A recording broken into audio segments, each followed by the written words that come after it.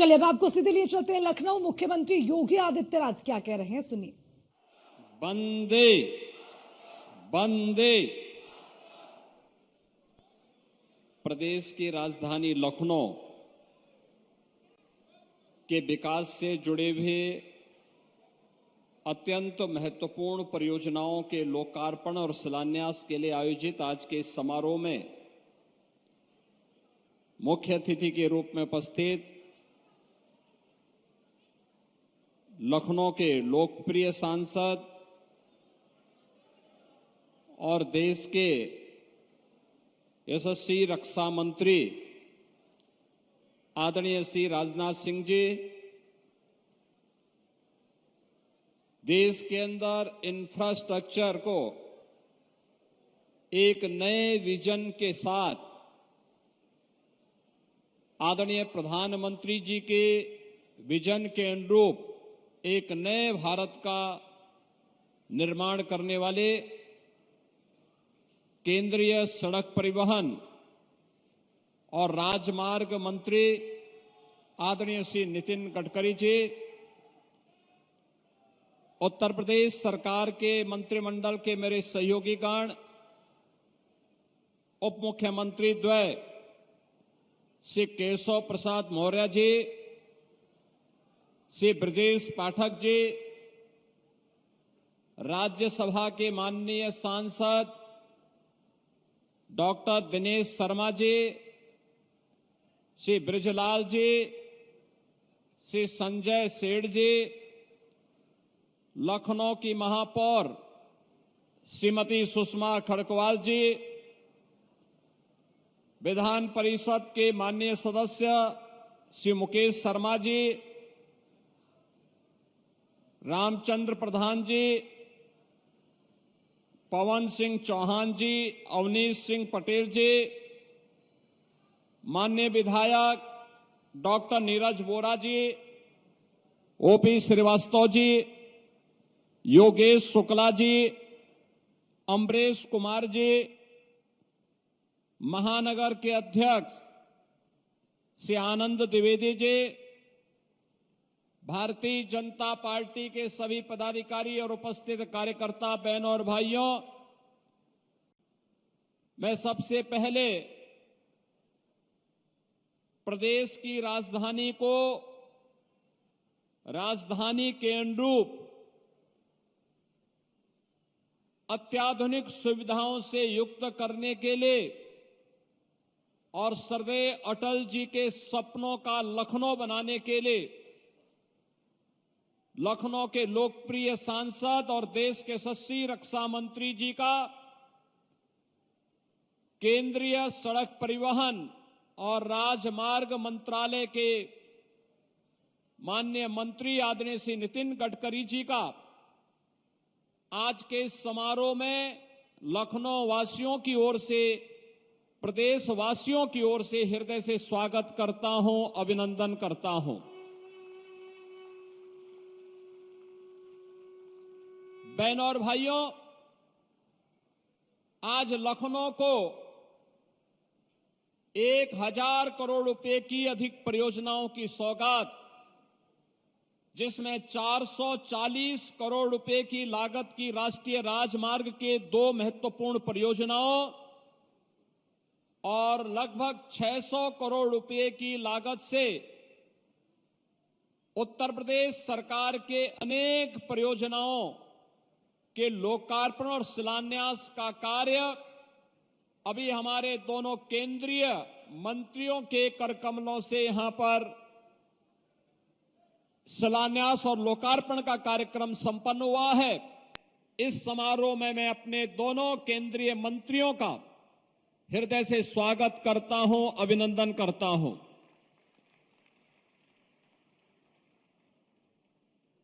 नए भारत का नया उत्तर प्रदेश,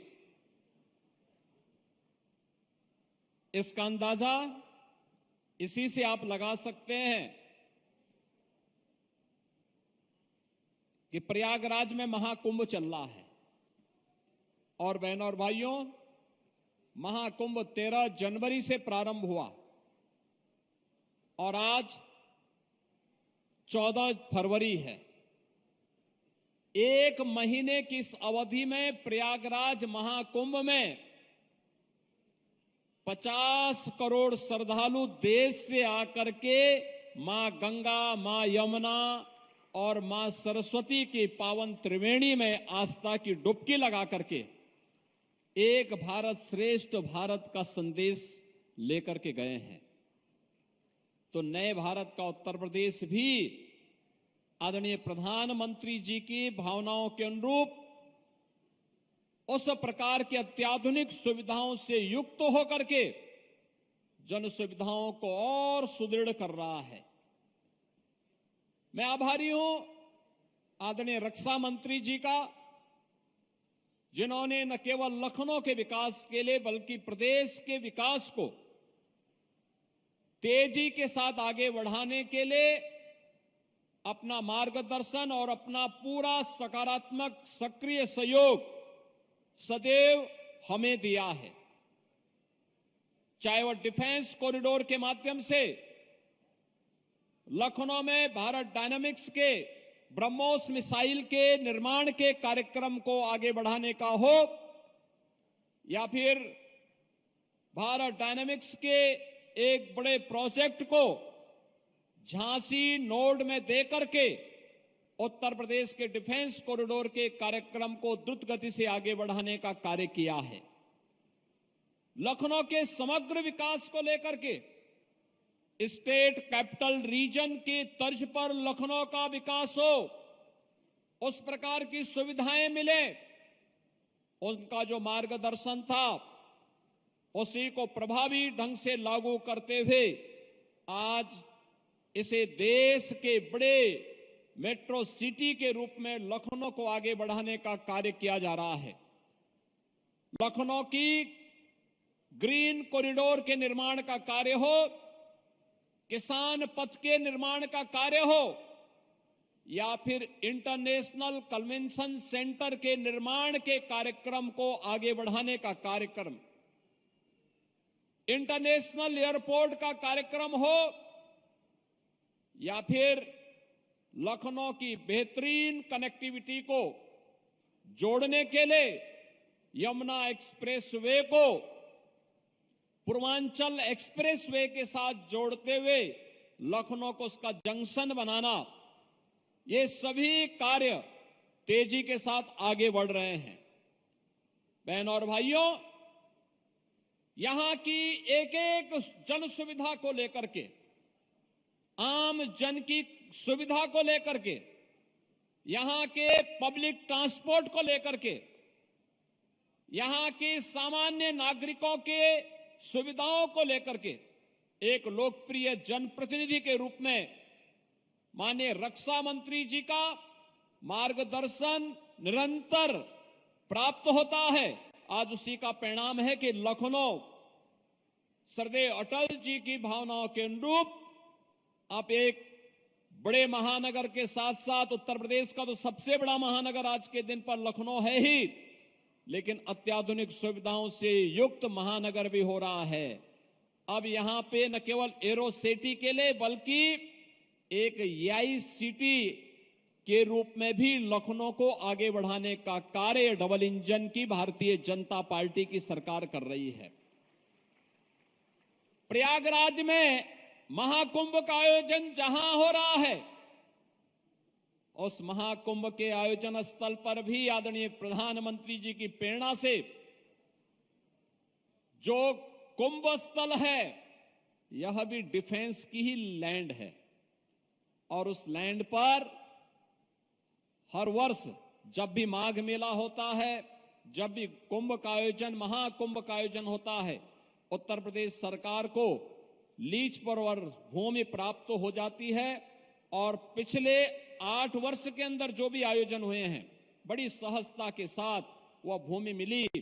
और अब तो पहली बार यह भी देखने को मिला कि अक्षय वट के दर्शन भी वहां पे श्रद्धालु कर रहा है,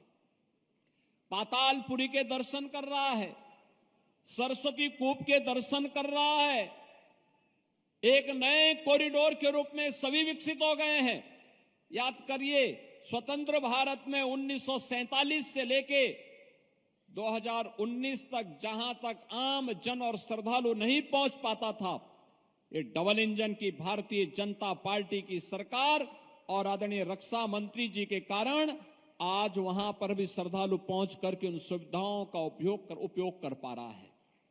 सैकड़ों वर्षों से बनी हुई दबी हुई भावनाओं को, दबी हुई आस्था को एक नया सम्मान प्रयागराज में मिल रहा है। एक तरफ महाकुंभ का आयोजन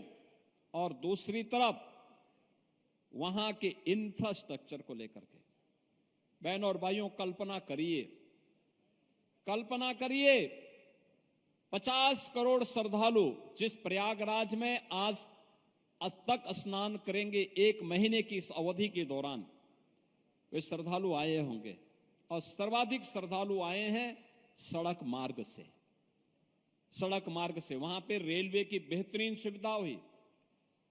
सैकड़ों की संख्या में मेरा स्पेशल भी चलाई गई।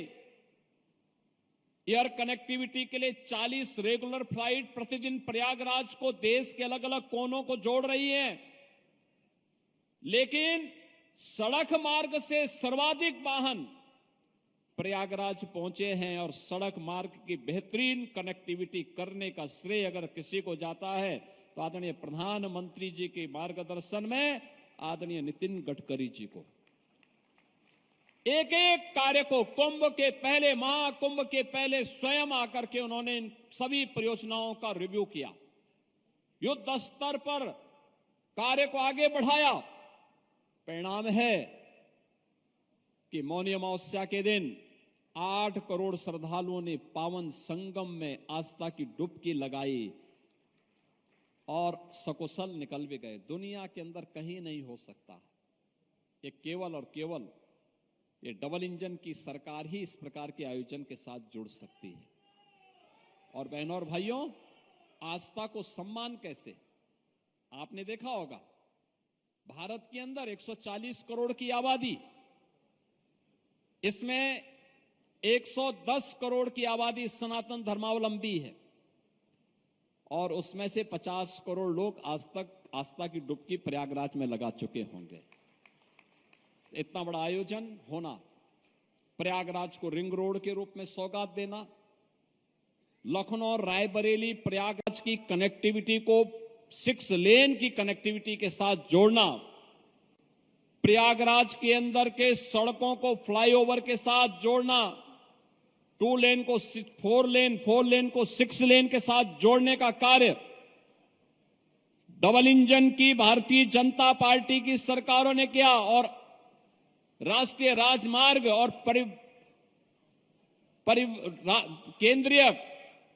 राजमार्ग विभाग मंत्रालय को जो भी प्रस्ताव हम लोगों ने महाकुंभ की दृष्टि से भेजे थे, उन सभी प्रस्तावों को आदरणीय गडकरी जी ने एक झटके में स्वीकृत करते हुए महाकुंभ को भव्य और दिव्य बनाने के लिए अपना पूरा योगदान दिया। आज उसका परिणाम है कि प्रतिदिन करोड़ों की संख्या में श्रद्धालु आकर के आस्था की डुबकी आसानी से लगा पा रहा है। मैं इस अवसर पर अपने दोनों यशस्वी नेताओं का एक बार फिर से प्रदेश की राजधानी लखनऊ में हृदय से स्वागत करता हूं और इस अवसर पर मैं आदरणीय गडकरी जी के संज्ञान में इस बात को जरूर लाना चाहूंगा कि इस बार जो स्केल है वहां पर, इसको देखते हुए हमारी कैबिनेट ने भी 22 जनवरी को प्रयागराज में जाकर के सामूहिक रूप से आस्था की डुबकी लगाई थी और तब हम लोगों ने महसूस किया था कि गंगा नदी में शास्त्री ब्रिज के पैरेलल एक नया ब्रिज बनना बहुत आवश्यक है। जो लोड है वहां पे ट्रैफिक का, नैनी में सिग्नेचर ब्रिज, यमुना नदी के ऊपर नैनी में सिग्नेचर ब्रिज के ऊपर एक नया ब्रिज उसके पैरेलल बनना आवश्यक है, क्योंकि प्रयागराज के साथ साथ आने वाले हर वर्ष वहां माघ मेला लगता है, हर वर्ष वहां पे हर 6 वर्ष में कुंभ का और 12 वर्ष में महाकुंभ के आयोजन के साथ हमें जुड़ने का अवसर प्राप्त होता है। ये सभी आयोजन और इस दृष्टि से हम लोग इन सभी आयोजनों के साथ जो कुछ भी कार्य कर पाते हैं, बहनों और भाइयों, वह यहां पे टूरिज्म को उतना ही गुना आगे बढ़ाता है। ये मान के चलिए, ये जो 50-55 करोड़ लोग उत्तर प्रदेश में महाकुंभ के आयोजन के साथ जुड़ेंगे,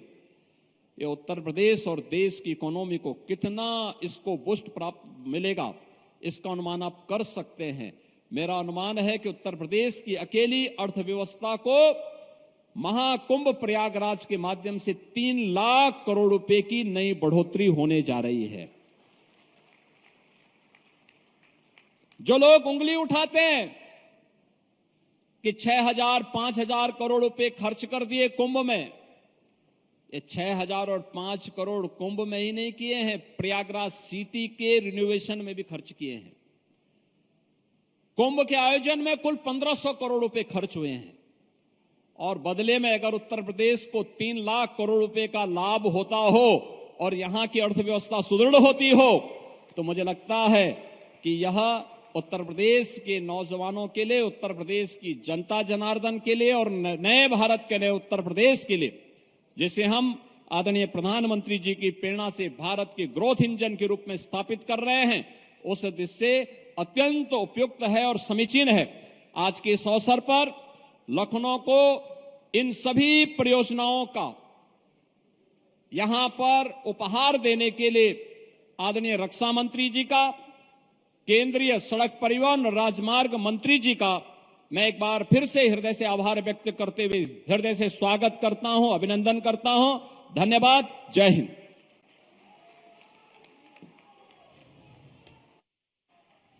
तो मुख्यमंत्री योगी आदित्यनाथ को आपने सुना। मुख्यमंत्री योगी आदित्यनाथ ने कहा है लखनऊ में बड़ी तेजी से विकास होगा। सीएम योगी कार्यक्रम में पहुंचे और मुख्यमंत्री योगी आदित्यनाथ ने महाकुंभ पर उंगली उठाने वालों पर भी तीखे बाण छोड़े हैं। कुंभ में को लेकर उन्होंने कहा है कि जो कुंभ को लेकर उंगलियां उठाते हैं, अपने संबोधन में मुख्यमंत्री योगी आदित्यनाथ ने जुबानी प्रहार किया है और नए भारत का निर्माण हो रहा है, ये भी सीएम योगी ने कहा। इसी के साथ ही मुख्यमंत्री योगी आदित्यनाथ ने कहा है कि अटल जी के सपनों का लखनऊ है, जहां पर सपने भी साकार होंगे, विकास भी होगा, नए भारत का नया उत्तर प्रदेश बनेगा।